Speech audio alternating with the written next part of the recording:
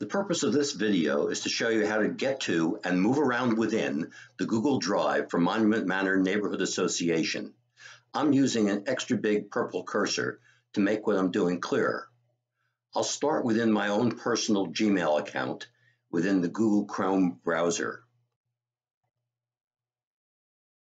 I'll change over to the Monument Manor Neighborhood Association Gmail account. To do this, I go over to the profile photo in the upper right of my Gmail window. I use a Stork graphic, which I prefer to my own photo.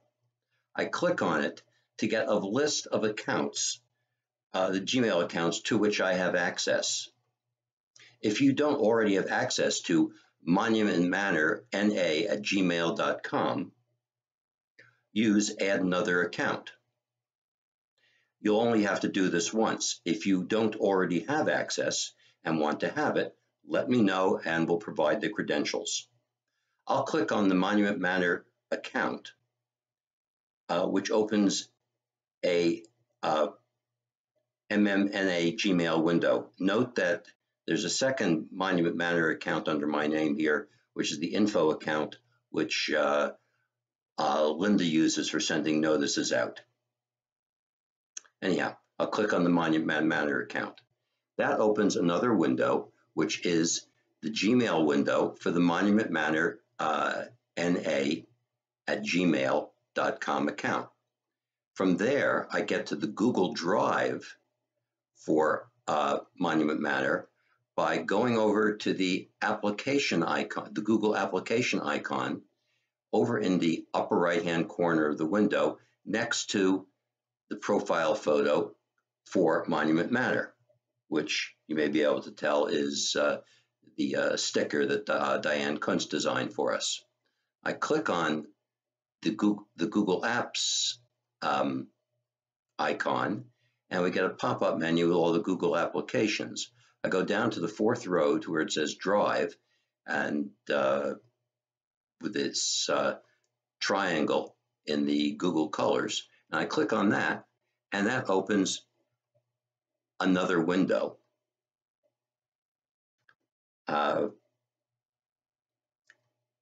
The organization of this window first has a strip along the left-hand side, which is a menu, which will be the subject of another video. But most of the window is taken up with folders that Giri and I have created within this. I'm going to follow a path down to some files I've already loaded from my PC. I click Meetings, double click it actually, and see there's a couple of years. Now, meetings is a topic which are going to be lots and lots of files, have been in the past, so it makes sense to separate them by years. The 2023 path is ready for use for next year. There's nothing in it yet, but if we, well, I'll click on it anyhow. We do have categories: agendas, minutes, notices, roads report, and treasurer's report associated with meetings. As of yet, all these folders are empty. I'm going to go up one level back to where I just was. I can do this by clicking an appropriate place within the path string at the top of the this window. So I'll click on meetings, I get the years, I'll go down to 2022, double clicking, going to go down to treasurer reports, and here I've loaded in all the treasurer reports that I've created for meetings so far this year. There's a mixture of PDFs and Word documents. Note that the names contain a description of what the file's about. They all say MMNA Treasurer's Report, and they also say what they're for a board meeting on this or a general meeting on a specific date, either the full date or just the month for the annual general meeting.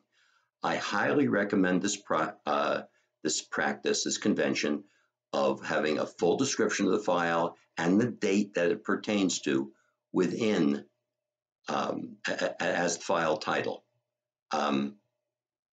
I also recommend some things that I haven't done here, namely, which is to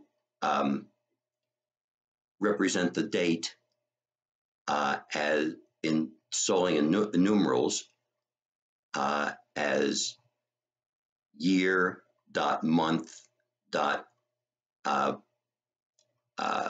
day. I'll just do a rename for the heck of it. Now I did a right click on a file name. I'll go down to rename, and I will highlight just the date string, and I'll retype it to let's say it's May 10th, so it's 2022.05.10. And the advantage of doing it this way is that if you have all your dates like that, they will sort most conveniently. Now, files can be displayed as this one, this list is, with just the file names. Alternatively, they can be displayed as thumbnails of the first page. To do this, you go over in this, look at this horizontal bar that has the path, the folder path, and go over to this little lattice near the end of it, and its grid layout is the option there, and you click on it and you get thumbnails of the first page of all the files. I don't find this particularly useful, particularly because you can't see the full name of the file and the text is too small to be readable. So I'm going to stick with the file names. Again, I got back to that by just toggling this little lattice. In another video, I'll show you how to add files and folders to this hierarchy.